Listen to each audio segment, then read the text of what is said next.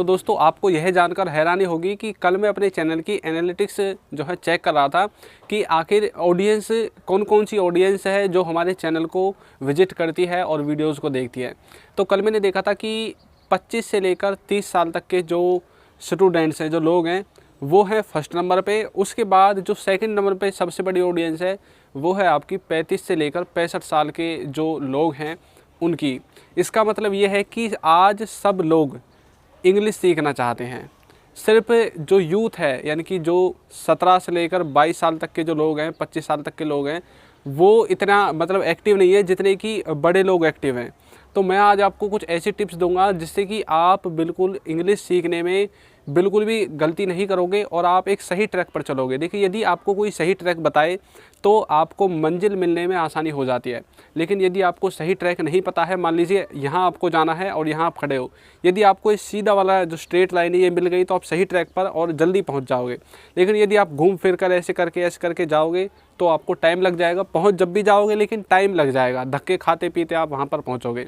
तो मैं आपको बिल्कुल स्ट्रेट फॉरवर्ड और बिल्कुल जो सबसे सटीक चीज़ें हैं उन चीज़ों को बताऊंगा और आप हिंदी से इंग्लिश बहुत जल्दी सीख जाओगे यदि आपने मेरी बातों पर अमल कर दिया। तो देखिए, सबसे पहली जो बात है वो आपको ये बताना चाहता हूँ कि सबसे ज़्यादा प्रॉब्लम किस चीज़ में आती है जब आप इंग्लिश बोलते हैं। तो इंग्लिश बोलने में सबसे ज़्यादा प्रॉब्लम दो चीज़ों की होती है।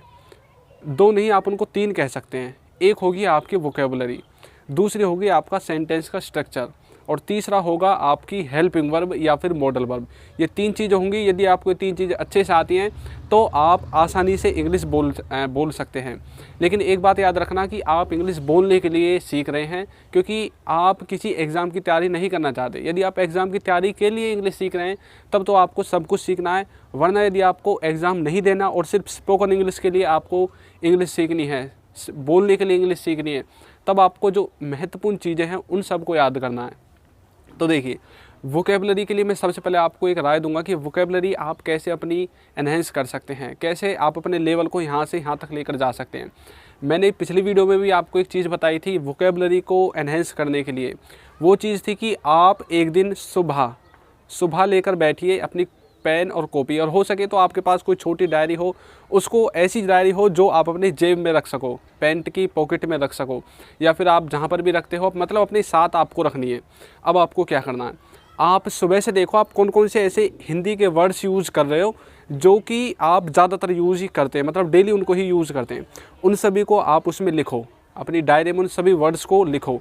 अब आपको क्या करना है, जब आप सुबह से शाम तक इस काम को कर लो, अब इसके बाद सेकंड डे भी आपको यही काम करना है कि जो भी वर्ड्स आप सुबह से और शाम तक बोल रहे हो उन सब को आपको लिखना है। जो आपने पहले दिन लिख दिए उनको तो स्किप कर दो, और जो पहले दिन नहीं लिखे, ऐसा हो सकता है कि आप एक वर्ड को एक दिन यूज़ ना करो, दूसरे दिन यूज़ कर लो, तो आप उनको लिख लो। अब उसके बाद आपको क्या करना है, उन सब की आपको इंग्लिश लिखनी है। अब इंग्लिश लिखने के लिए आपको क्या करना पड़ेगा, आप जो है गूगल पर जा सकते हैं और वहाँ पर लिख सकते हैं हिंदी टू इंग्लिश, यानी कि हिंदी से इंग्लिश।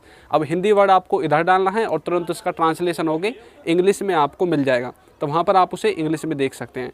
इस तरह से आप अपने सभी वर्ड्स की इंग्लिश आप जान जाएंगे। अब आपको क्या करना है कि आपने जो भी वर्ड्स देखे हैं उन सबको बिल्कुल अच्छे से याद करना है। और याद करने के बाद देखिए, अभी आपको ग्रामर में नहीं घुसना है। यदि आप ग्रामर में घुसोगे तो दिक्कत हो जाएगी और आपका कॉन्फिडेंस लेवल यहाँ से यहाँ फिर दोबारा आ जाएगा। सबसे पहले आपको यही काम करना है जो मैं आपको बता रहा हूँ, उन सब को आपको अच्छे से रटना है।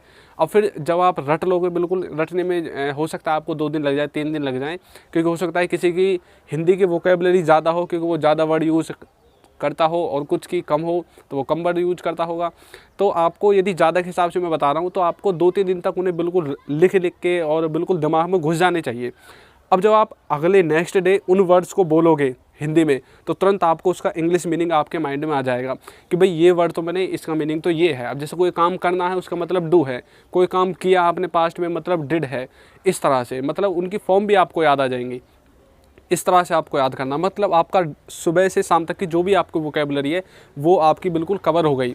अब फिर भी ऐसा हो सकता है कि कुछ ऐसे वर्ड्स रह जाते हैं मतलब जो आपने ना लिखे हों, तो उनको भी आप धीरे धीरे इसी स्टेप से, इसी वो प्रोसीजर को फॉलो करके आपको उनको भी लिख लेना है।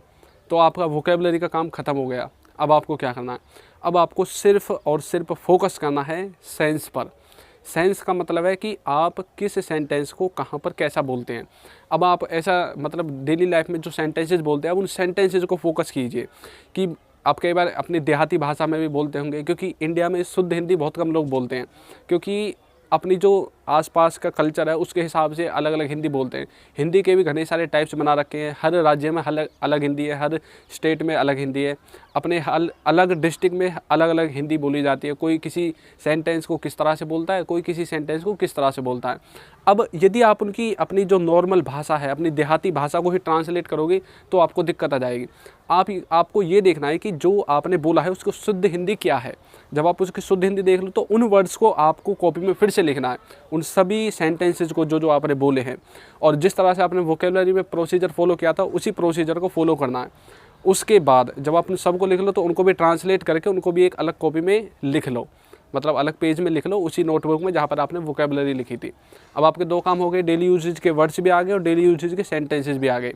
अब आपको क्या करना है, अब आपको टेंसेज, मॉडल्स, इनमें बेसिक जो है उनको यूज़ करना है। आपको ज़्यादा एडवांस लेवल पर नहीं जाना है अभी आपको टेंसेज को पढ़ना है, और टेंसेज को सेंस से पढ़ना है कि भाई प्रेजेंट कंटिन्यूस का यूज़ कहाँ पर करेंगे। मतलब कोई कार्य प्रेजेंट में चल रहा है, कार्य में है, मतलब रेगुलरिटी में है, कंटिन्यूटी में है, वहाँ पर आप प्रेजेंट कंटिन्यूस का यूज़ करते हैं। पास्ट कंटिन्यूस का पास्ट में रेगुलरिटी में था। प्रेजेंट परफेक्ट का कोई काम प्रेजेंट तक ख़त्म हो चुका है या फिर प्रेजेंट तक शुरू हो चुका है। इसी तरह से इंडेफिनेट का मतलब है कि जिस कार्य के बारे में आपको यही ना पता हो वो कब से शुरू हुआ, कब ख़त्म होगा। इस तरह की चीज़ों को आपको समझना है, और ये सारी चीज़ें आपको हमारे चैनल पर मिल जाएंगी। ये सारी चीज़ें जो मैं आपको बता रहा हूँ इन सब की मैंने प्लेलिस्ट बना रखी है, तो वहाँ से जाकर आप इन्हें आसानी से पढ़ सकते हैं।